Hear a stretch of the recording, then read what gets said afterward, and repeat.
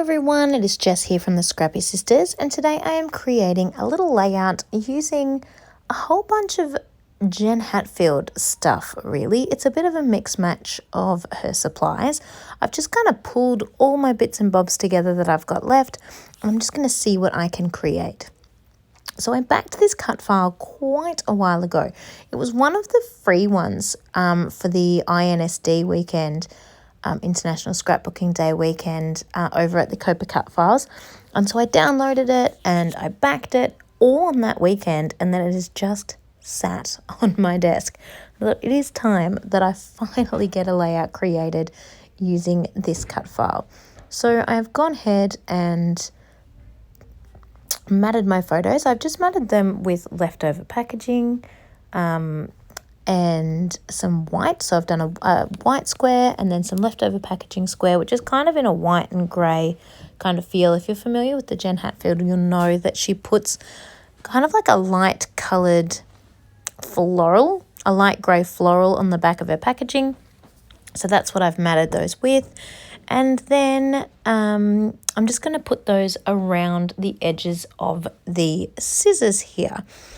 This cut file is available over at the Etsy shop for COAPA Cutfiles if you're interested as well, if you didn't pick it up for free on the INSD weekend. So once I've done that, I've kind of got my general sort of feel of how I want my photos to sit around my scissors here. These photos aren't all from the same day, but they're from very, very close together. And I'm kind of just documenting this little sort of month and a half craze I had of doing lots of sewing. I decided to make some new cushions for my couch, and then the black ones with the triangles, they're actually costumes for the school production our school was doing. One of the teachers that was organising all of those just called out if anyone could help, and yep, I can do that. Sewing machine's already out. And then the other ones are like little kids' toys. So a little taggy ball, or baby toys really, not kids' toys, and a little taggy like comforter for little Bubba to sort of pull on and chew on and to have a play with. I kind of just got into the mood of creating. So I have, as you can see, I've made a little cluster down at the top of the scissors there, a little house. Kind of just thinking about being at home and creating and being in my happy place.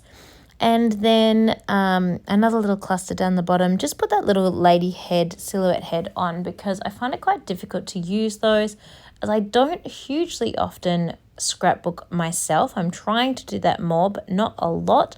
So while I have a layout that it can fit on, it's going on, basically. So then I really wanted to do the title, Create Pretty Things, but of course didn't have enough E's, didn't have enough T's, didn't have enough anythings. So I decided to go with Create Lovely Things. And unfortunately, it's not really that bad, but the L and the Y, I couldn't fit them down flat on the black check paper or the crosshatch paper. So the L and the Y has to stick up on top of the scissors. I don't love that when that happens, but it is what it is.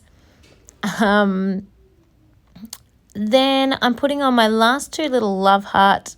They are actually pink paisley, I think, those little love hearts, but I only had two left, four left, two colours left. So I'm popping those onto the page as well. Then I just felt like it needed something else. So I'm pulling the sticker sheet because I feel like I'm going to have better luck from the sticker sheet than I am from the ephemera. In the ephemera, I've got some really massive florals and lots of dogs and cats, and that's about it. So I'm trying to see what of the sticker sheet I can get to work for me, but I'm not really sure. In the end, I just pulled these strawberries because they're kind of a good size, and I really liked the colour. The red ties in with so much of the other red that is going on the page. I can't really think of anything else. So I'm popping them on. I was just about done and then thought, stitching. So I pull out my sewing machine, which literally just sits at my feet. It's all plugged in and ready to go. And I'm just going to run a simple straight stitch line all the way around the edge. Now, not ideal timing because obviously everything is already stuck down. The other thing that isn't ideal about it is I've already distressed the edge. So by running that under the machine foot, it's obviously squashing it down again. But I will just flick it back up with my fingernail just to remind the paper that it had been distressed. And then once I have finished all the way around the edge, I decide I'm going to pull out my inner Missy Whitten and pull some thread as well and just tie that in, because I really like that idea of stitching and thread to go with this layout, because obviously this is about sewing and creating. So I thought that would work perfectly, adds a little bit of texture, and is also a nice little sort of finishing off piece to the rest of the layout. So here I've pulled a whole bunch of thread that is for some reason sticking to me, static I guess, and I'm going to bunch it all up in 3 different spots around my layout, just to, as I said, add a little bit of texture, pull on my inner Missy Whitten, and just finish off this layout.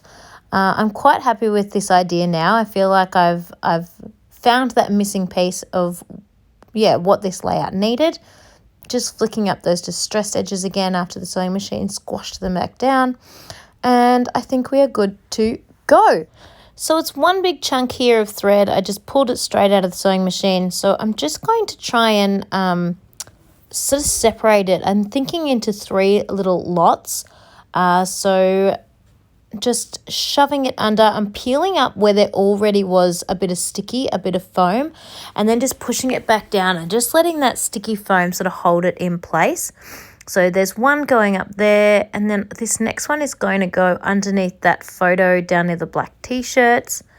Again, I realized actually I didn't have any foam under that flower, so I'm going to add some and then use that to, stick on the threads. Sorry about my head and you not being able to see a single thing.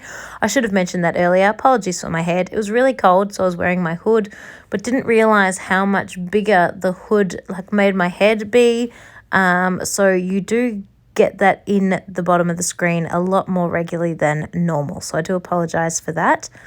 I tried to edit it out as much as I could, but it was a bit tricky. So here is the finished layout. I'm really happy with how it all came together. I think that thread really added a nice little texture and a nice little finishing off piece to the rest of the layout. Thank you so much for watching along with me, and I cannot wait to see you and to hear about your scrapping travels coming up really soon. Thanks everyone. Have a very happy, scrappy week. Bye.